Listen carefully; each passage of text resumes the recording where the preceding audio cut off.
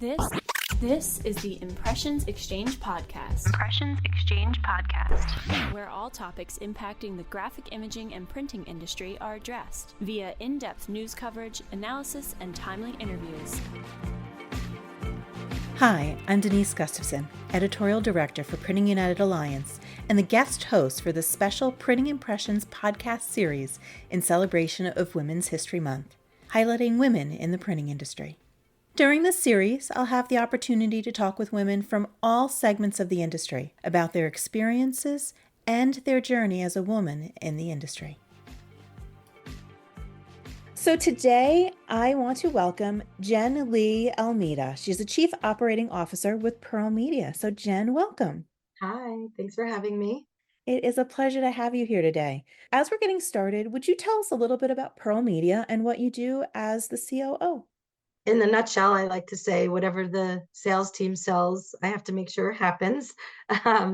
We're an out-of-home company. We got our start with street-level media, turning vacant storefronts into advertising canvases, working with landlords to help generate some revenue for them while their storefronts sat vacant. I've been with the company over 15 years now, and it's amazing to see how we've grown into different mediums. We've grown in size and scale and reach.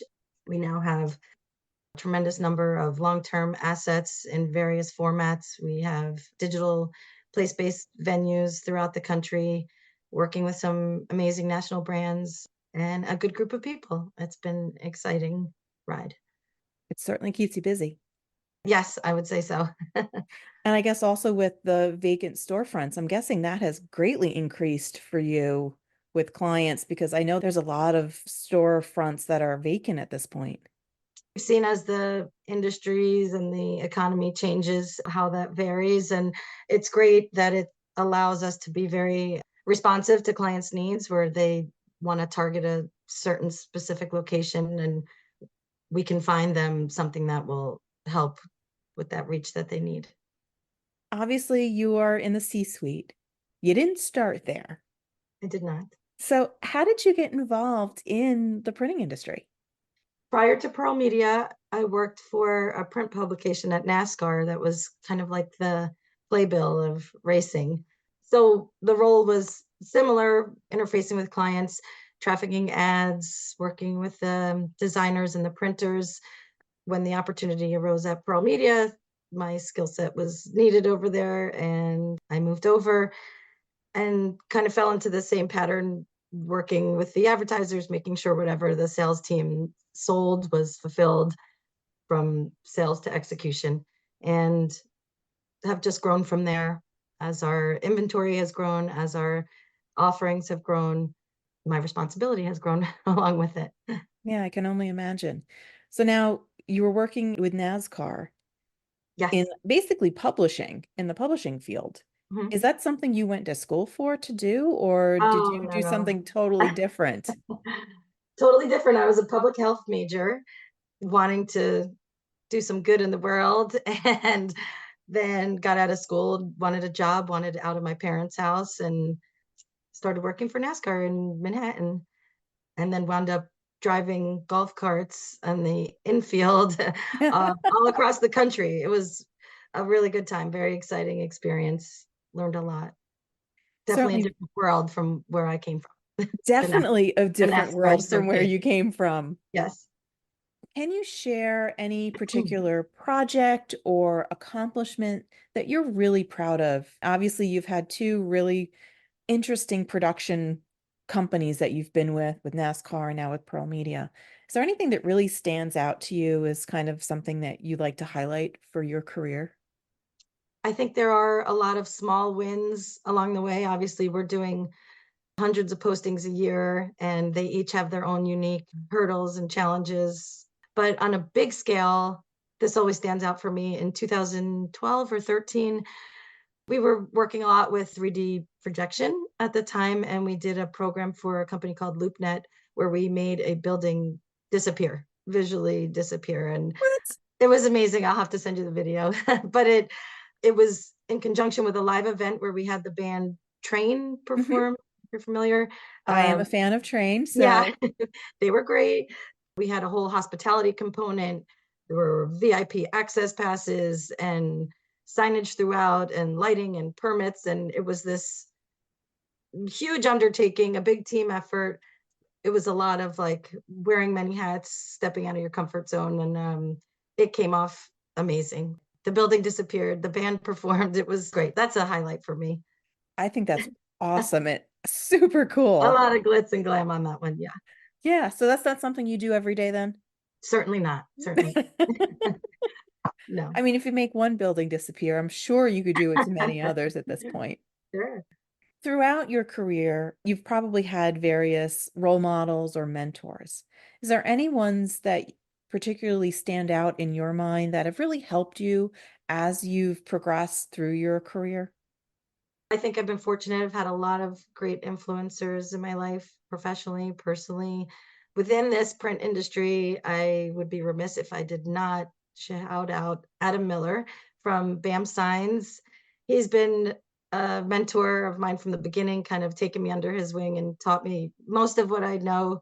We've done a lot of work together and survived many of what he calls trick shots, where we make the impossible possible. Mm-hmm. Um, and that's, I think, part of what I love about this job is we're working in the out of home signage industry.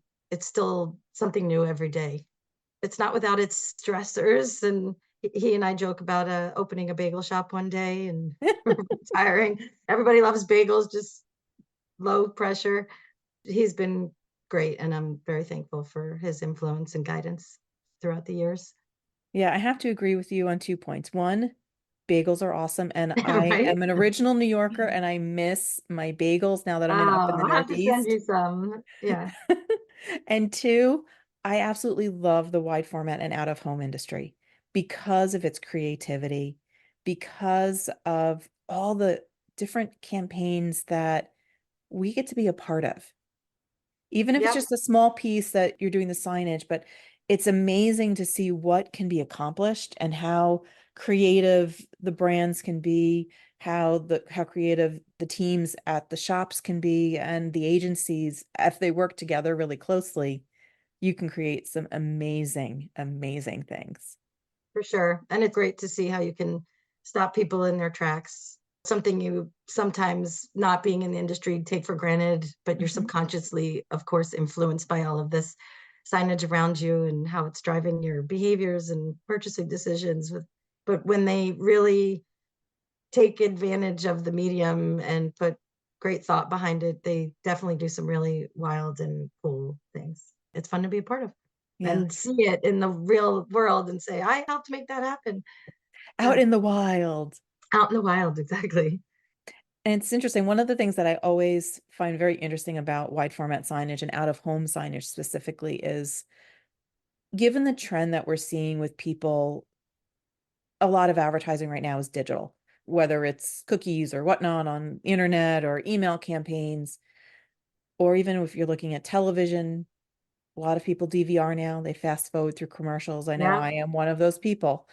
So brands are not getting the reach they once had with some of those more, in some ways, newer technologies.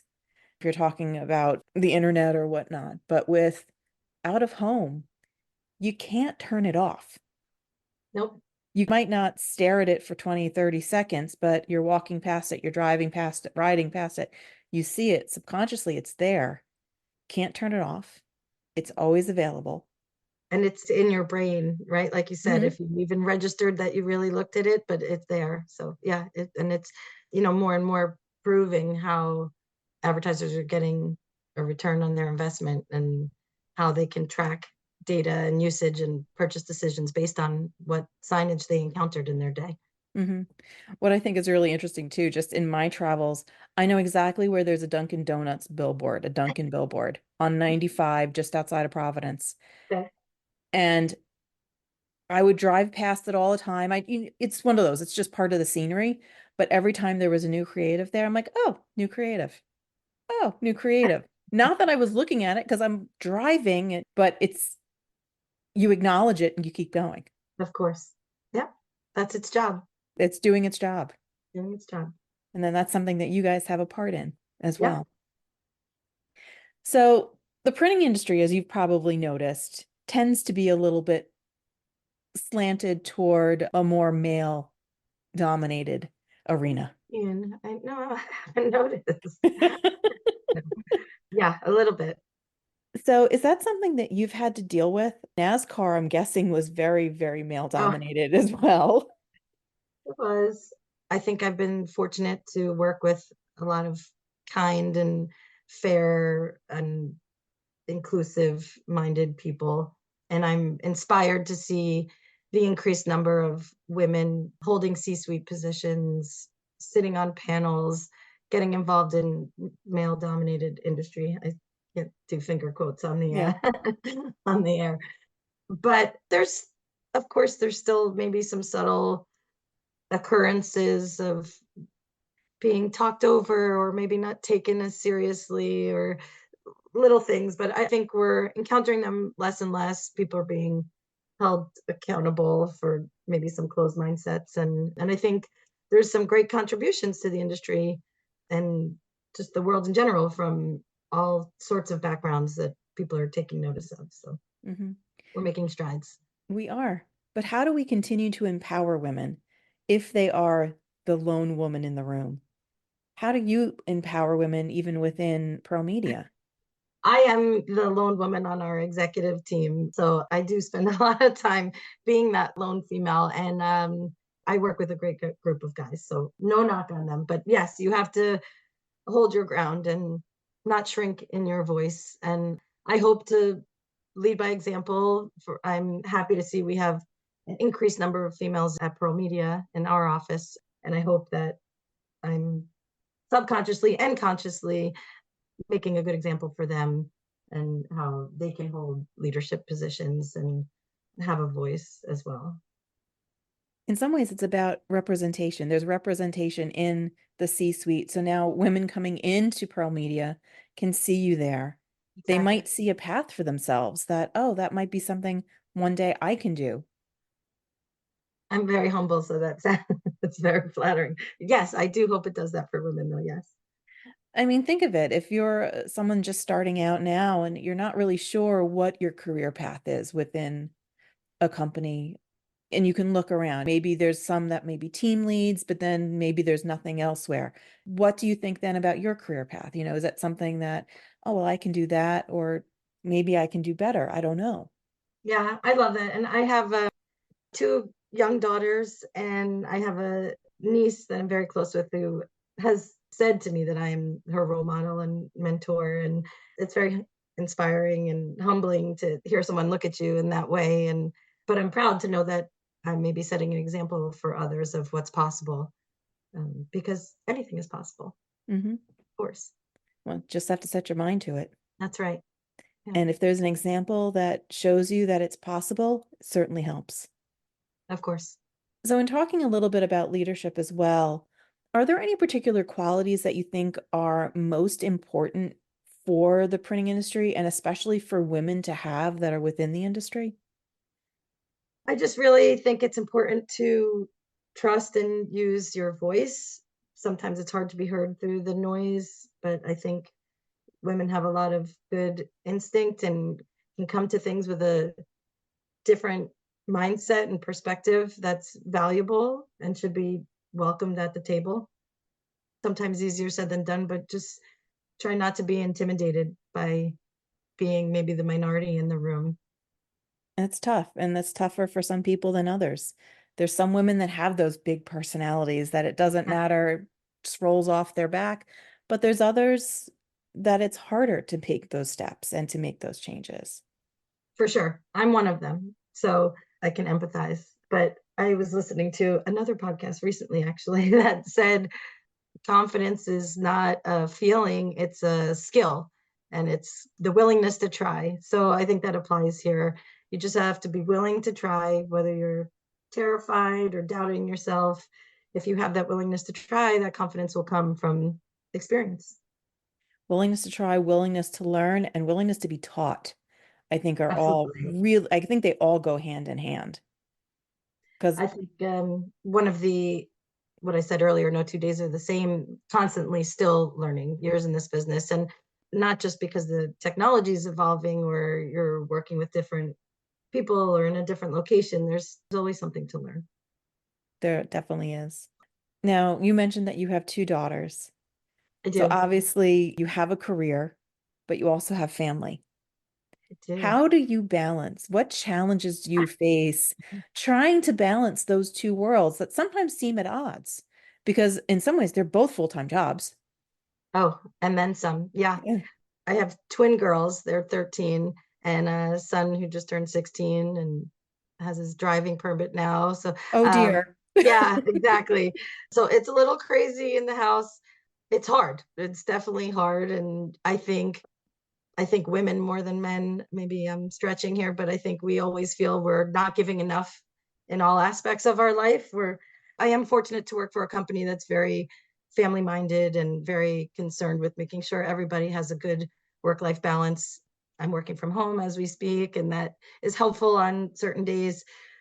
I think operations, where I sit within the organization, has a little less flexibility in that work-life balance at times, deadlines and posting dates that don't acknowledge holidays, nights, weekends. But Mhm. I have a supportive family as well who understands my commitment to my career and Pearl Media. And I have a supportive team at home. It does take a village helping you navigate through those challenge and scheduling conflicts and football practices that coincide with a live posting. You just one day at a time, I think, is really how you get through.